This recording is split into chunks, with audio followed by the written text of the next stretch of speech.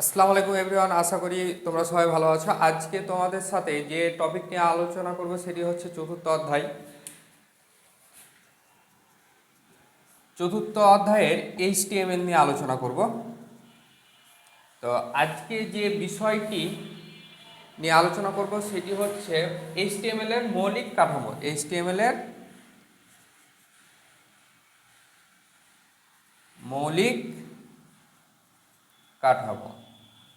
আচ্ছা, HTML এর মৌলিক কাঠামোর ক্ষেত্রে আমরা প্রথমেই দেখি।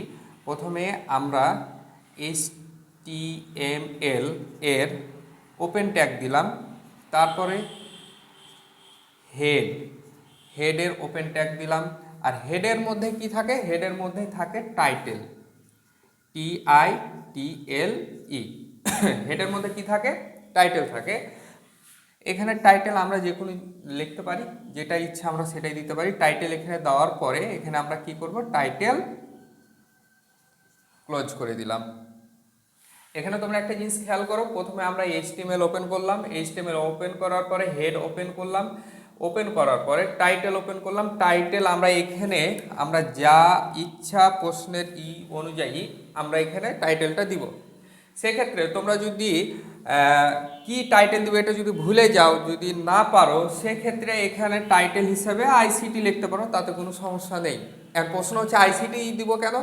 যেহেতু তোমরা ICT ক্লাসটাই করছো, তার জন্য কমন হিসাবে কি ICT লিখতে পারো। এছাড়া তোমরা যদি অন্য কোনো কিছু দাও তাতে কোনো সমস্যা নেই। আচ্ছা, তারপরে এখানে টাইটেল ক্লোজ করার পরে আমরা এখানে কি ক্লোজ করব? হেড ক্লোজ করলাম। হেড ক্লোজ করার পরে আমাদের এখানে কি ওপেন হবে? বডি ওপেন হবে। আচ্ছা, বডির মধ্যে কি লিখতে হয় বা কি করতে হয়? বডির মধ্যে প্রকৃত প্রশ্নের উত্তরগুলো লিখতে হয়। প্রকৃত